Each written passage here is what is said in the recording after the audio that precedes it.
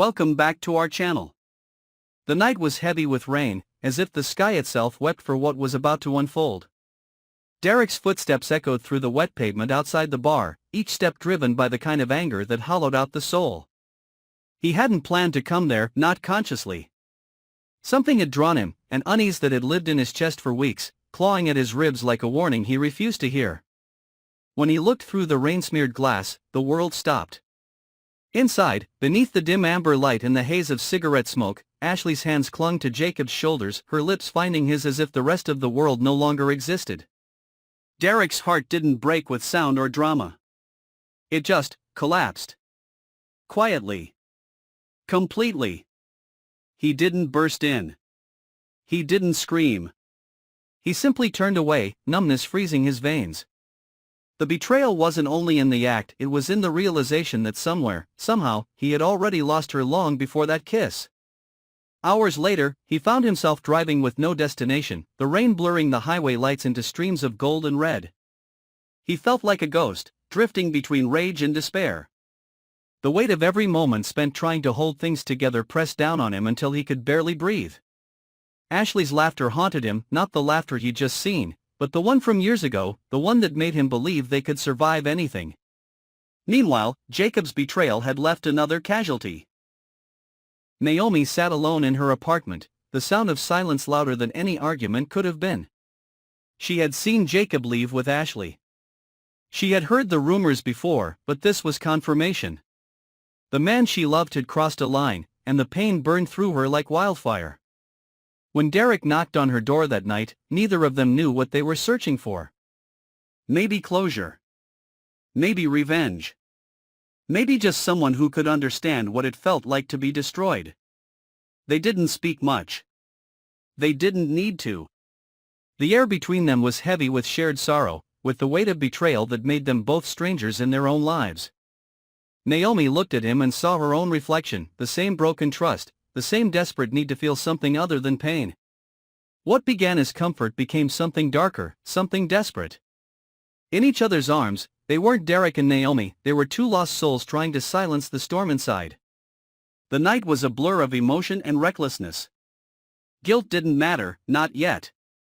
Only the illusion that for a brief moment, they were wanted again. But dawn has a cruel way of stripping away illusions. When Derek woke, the light cut through the blinds like knives.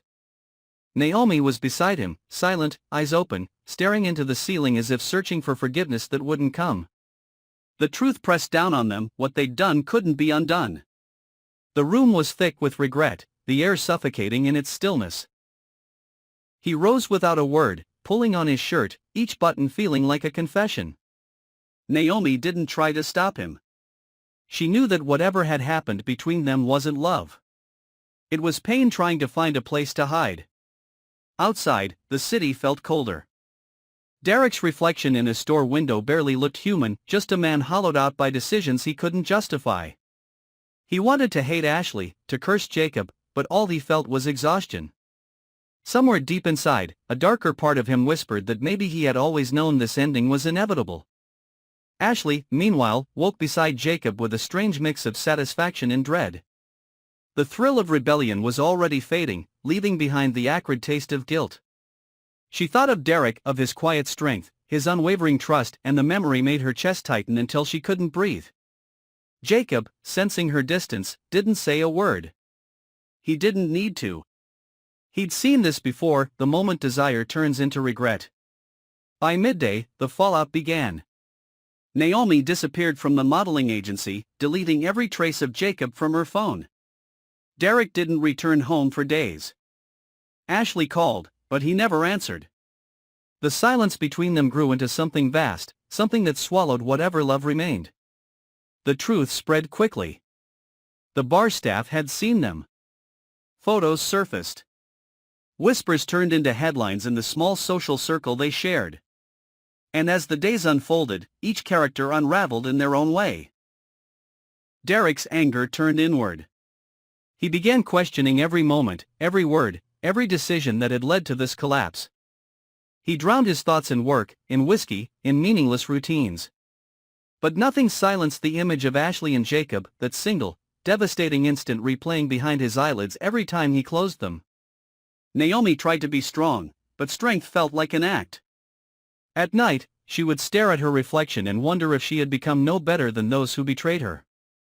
The night with Derek became her private scar, a reminder that pain can make people do things they once thought impossible. Ashley tried to make amends, but Derek's absence was a wall she couldn't climb. Her messages went unanswered, her apologies unheard. The guilt consumed her until she barely recognized herself. She would wake up at night, half expecting Derek to be there, only to find emptiness staring back. And Jacob, ever confident, ever in control, found himself isolated. His ego had masked a deep fear of loneliness, but now that fear had become reality. Naomi's silence, Ashley's regret, Derek's rage, all of it circled him like ghosts demanding penance. Days turned into weeks, and the storm didn't fade. Instead, it lingered like smoke after a fire, invisible, but toxic.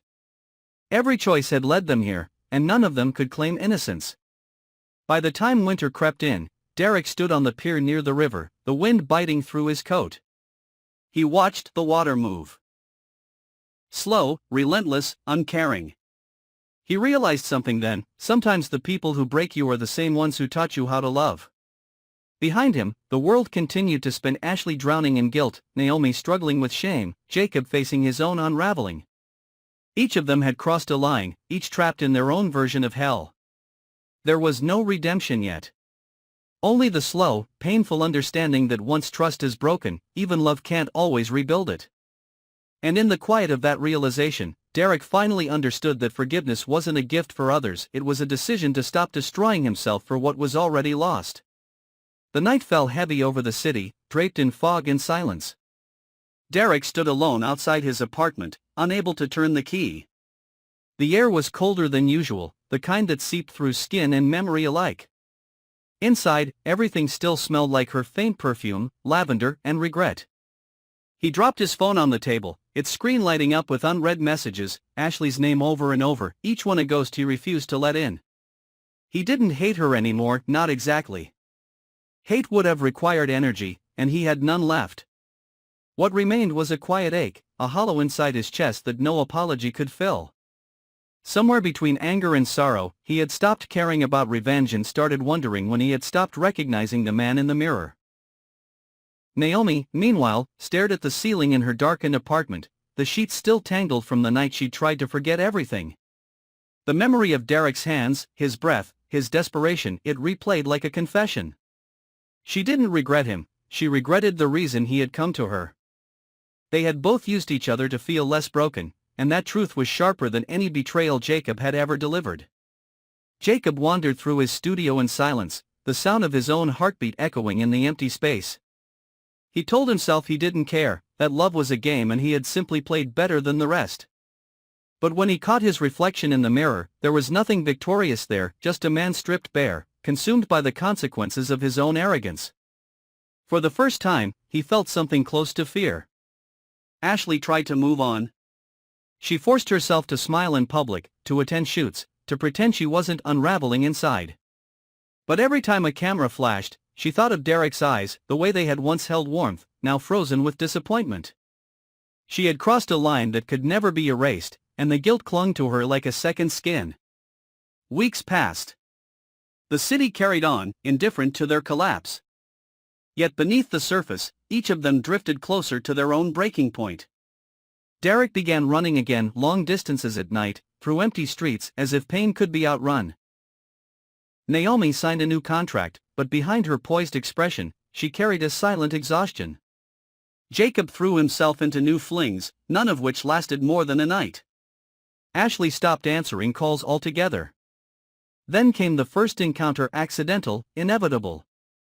A charity event. Too many familiar faces, too many unspoken truths. Derek saw Ashley across the room. She froze, the glass in her hand trembling. The crowd moved between them like waves, but for a moment, it was just them, two strangers who once knew each other's souls. No words, no gestures. Just silence and everything it contained. Naomi watched from the edge of the room, her heart tightening. She knew this wasn't the end. None of it ever really ended in their world, it only transformed, deepened, found new ways to hurt. Jacob arrived moments later, his smile forced, his gaze flickering between them all. The tension was suffocating, a web of betrayal too tangled to escape. And in that silence, something shifted. Not forgiveness, not peace, but acknowledgement. The kind that comes when pain burns long enough to turn into something colder, cleaner. They couldn't go back. They couldn't undo. But they could face what was left of themselves. Outside, thunder rolled in the distance, echoing across the skyline. The storm wasn't over, it had only changed shape. Because somewhere far from that glittering event, Bill Hamilton was waking from his stupor, the poison still burning faintly in his veins, and Haley Lawson was standing by the sea, holding the last vial Randy had given her, the same formula that once nearly killed her husband. The fire that began with betrayal was about to spread. And this time, no one would escape the flames.